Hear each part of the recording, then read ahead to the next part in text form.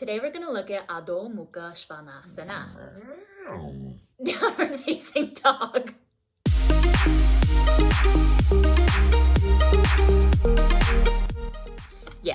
Yes, I'm talking about you, mister. I just kicked the whole table and almost knocked everything off. Oh my goodness. Hi, my name's Andy and welcome back to Yoga with Turning Strawberry. Today we're going to look at Adho Mukha Svanasana, downward facing dog.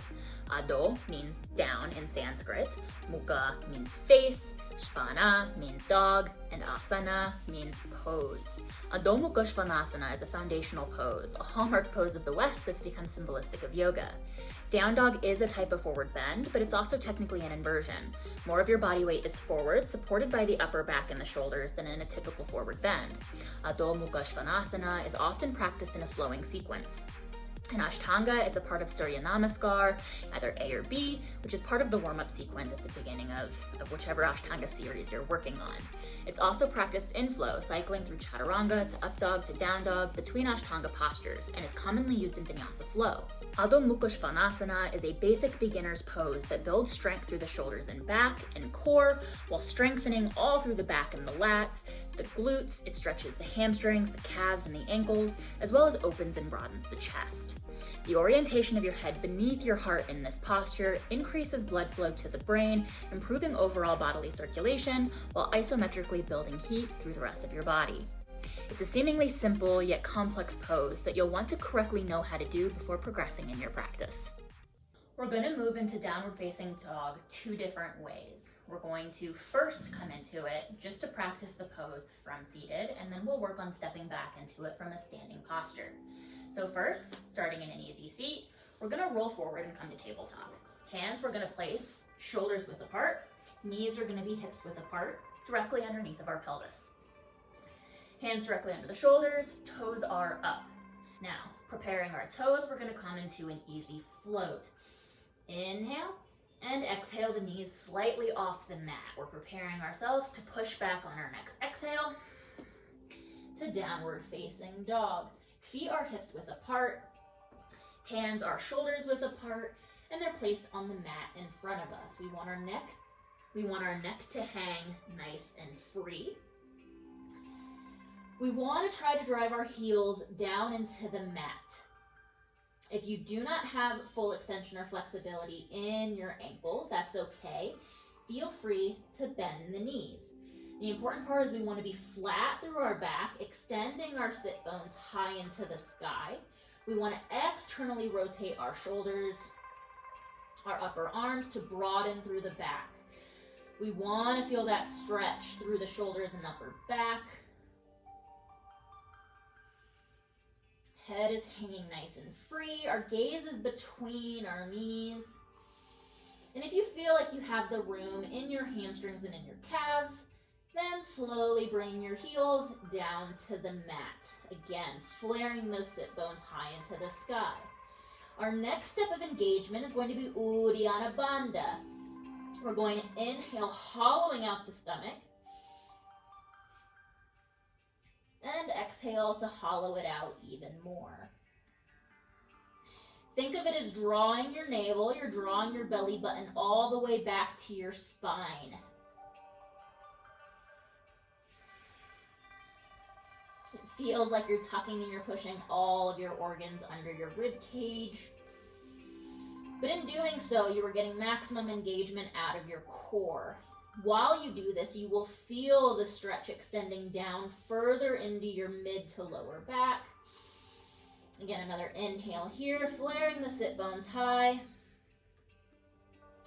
And exhale, rolling forward, dropping the knees down to the mat, back to tabletop.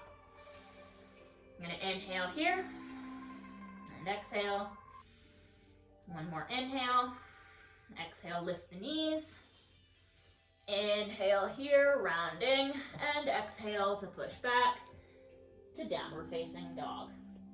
There's a lot going on here. It's a lot more than just TPing your body into a V shape. Legs are straight, pushing the heels down into the mat, flaring our sit bones high, If your legs are tight, then it shouldn't take much to feel that stretch, so don't force it too far.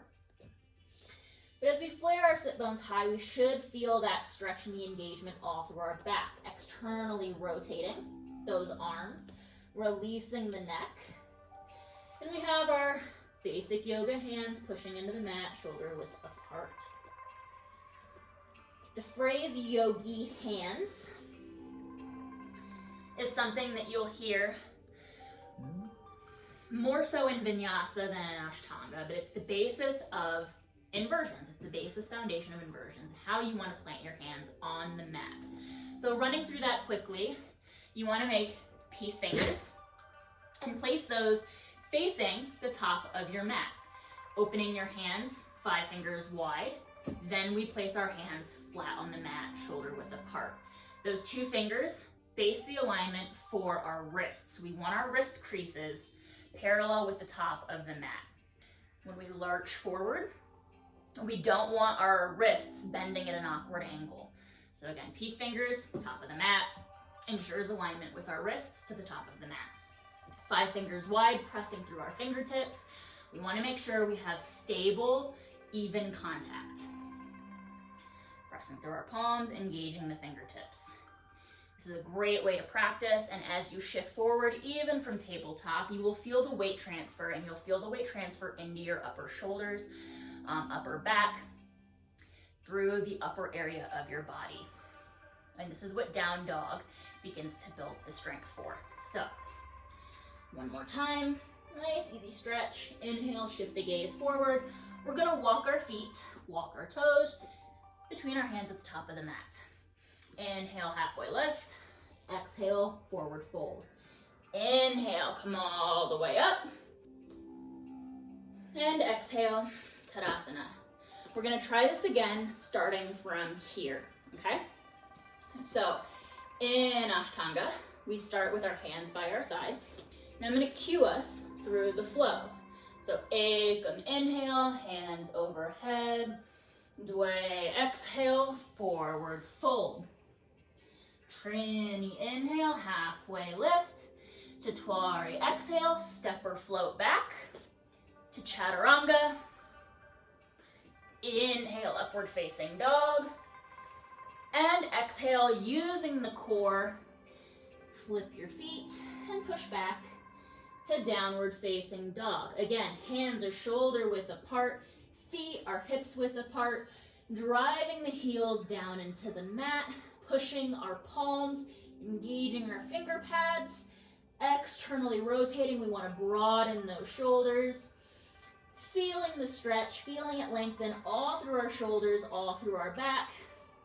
And then, to make it even more complex, we're focusing on our breath. So nice, easy gaze between our knees. And as we inhale, we're drawing that belly button up towards our spine. Inhale and exhale. As you exhale, push the sit bones higher into the sky, keeping the shoulders externally rotated. One more deep breath. And exhale. Inhale, shift the gaze, come to the toes, bend the knees, and step or float to the top of the mat. Inhale, halfway lift. Exhale, forward fold. Inhale all the way up. And exhale to Tadasana. I hope this video served as some decent cueing for you and helped you kind of break down where your body should be engaged. Again, you're feeling that stretch all through the calves, all through the hamstrings. If you feel like it's too much on your ankles, or at any point in time you feel like it's too much through the back of your legs, be sure to bend your knees. You want to make sure that you are building the flexibility the right way, that you're not putting your body into a compromised position just to drive those heels down to the floor. Doing so with proper alignment through the shoulders, proper engagement of the core, proper rotation of the shoulders. Doing so in that manner will make sure that as you progress in your practice, you have the foundational alignment there to help prevent injury in the future. Thanks for watching. If you enjoyed this video, please give it a thumbs up. Please feel free to comment below. Consider giving me a subscribe if this is something that you enjoy.